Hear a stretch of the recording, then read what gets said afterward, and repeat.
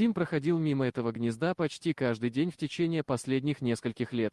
Он помнил день, когда оно появилось, и с тех пор внимательно следил за его строительством. Обычно он слышал радостное чириканье птиц издалека, но в этот день стояла тишина.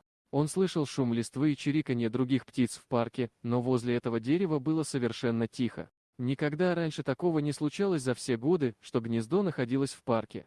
Обычно Тим видел хотя бы пару птиц, прыгающих по гнезду, а иногда, в тихие дни, он наблюдал, как они приносят веточки и продолжают расширять гнездо. Осторожно подойдя к дереву, он не хотел напугать птиц, если они вдруг оказались внутри. Кроме тишины, все выглядело совершенно нормально. Тим не был уверен, что птиц там действительно не было, и не хотел беспокоить их без причины. В итоге он решил ничего не предпринимать, возможно, на это была какая-то нормальная причина, и он не хотел вторгаться в дом птиц без веской причины. Он решил вернуться на следующий день и проверить гнездо снова. Если оно все еще будет казаться пустым, он примет меры. На следующий день Тим прибыл в парк рано утром. Он просто не мог дождаться, чтобы снова проверить это гнездо, и сразу направился к дереву. Как только он увидел его, он почувствовал, что что-то не так, но сказал себе, что не следует делать поспешных выводов. Подойдя к дереву, он заметил странные следы на земле. Он не узнавал их и знал, что их не могло оставить ни одно из известных ему животных, обитающих в парке. «О нет», — сказал он, думая о всех опасных хищниках, которые могли проникнуть сюда. Тим очень обеспокоился на мгновение, но после тщательной проверки остальной части территории вокруг дерева он пришел к выводу, что на птиц почти наверняка не нападали. На земле не было ни перьев, ни раненых птиц, что позволило ему предположить, что бы ни случилось, они не пострадали. Дерево было слишком высоким, чтобы он мог заглянуть внутрь гнезда, а ему действительно нужно было это сделать, чтобы понять, что происходит. Поэтому он отправился в рейнджерскую станцию и взял все необходимое оборудование. Обычно он обходил парк пешком, но теперь он взял грузовик. Когда он приехал, он выгрузил лестницу и поставил ее рядом с деревом.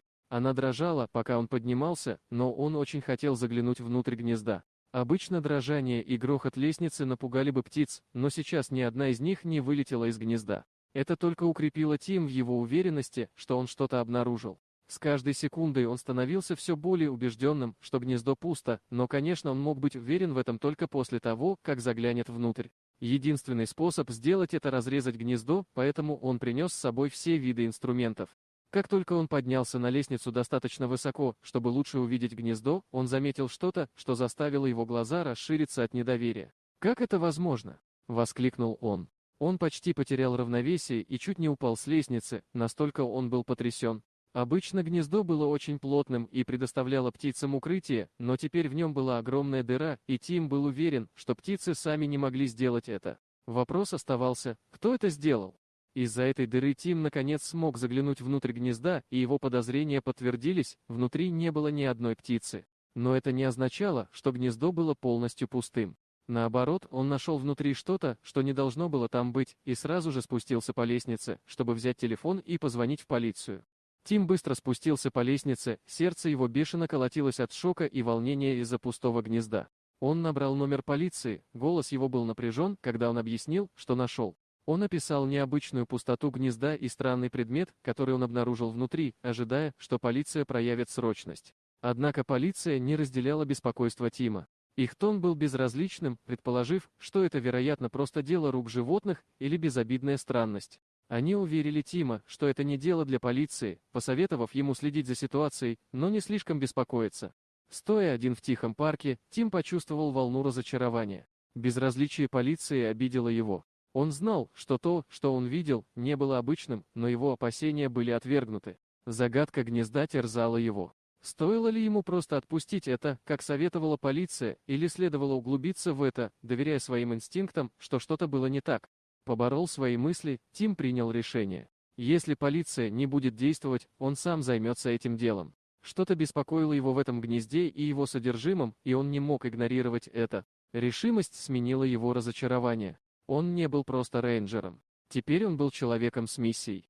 Вернувшись к гнезду, Тим начал свое собственное расследование. Он осмотрел землю вокруг дерева, ища любые признаки, которые могли бы объяснить состояние гнезда.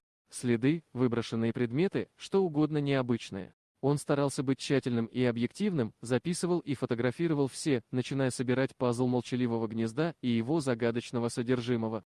Тим обратился к своим коллегам-рейнджерам, надеясь, что они могли заметить что-то, чего он не увидел. «Видели ли вы что-то необычное вокруг большого гнезда в последнее время?» — спрашивал он каждого из них. Их ответы различались, но никто не заметил ничего значительного. Однако решимость Тима не пошатнулась. Он знал, что иногда самая мелкая деталь, легко упускаемая из виду, может быть ключом к разгадке. Следующим шагом Тим решил поговорить с посетителями парка. «Заметили ли вы что-то странное вокруг большого гнезда на своих прогулках?» — вежливо спрашивал он. Большинство качали головами, но несколько человек упомянули о тенях или необычных звуках рядом с гнездом. Хотя эти свидетельства были расплывчатыми, Тим записывал их все. В своем офисе Тим разложил свои заметки и фотографии, пытаясь найти закономерность. Пазл был сложным и запутанным, странные звуки, о которых говорили посетители, отсутствие необычных наблюдений у коллег, тишина гнезда. Тим пристально изучал информацию, пытаясь связать эти разрозненные элементы в связную историю. Что же происходило с этим гнездом?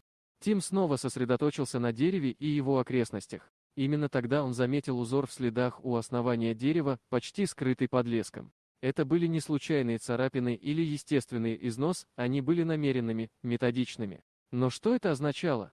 Эти знаки не могли быть делом животных. Они несли явный отпечаток человеческого вмешательства. Паттерн знаков и их расположение все указывало на преднамеренные действия кого-то. Это было важным поворотом в расследовании Тима. Молчаливое гнездо стало местом человеческого вмешательства. Дальнейший осмотр показал еще более явные признаки. Среди листвы Тим нашел отпечатки, слишком большие и четкие, чтобы принадлежать животному. Поблизости были слабые, но различимые следы инструментов на коре дерева. Дорогие друзья, если вам понравилось видео, поставьте лайк, а также подписывайтесь на канал, где найдете еще много интересного.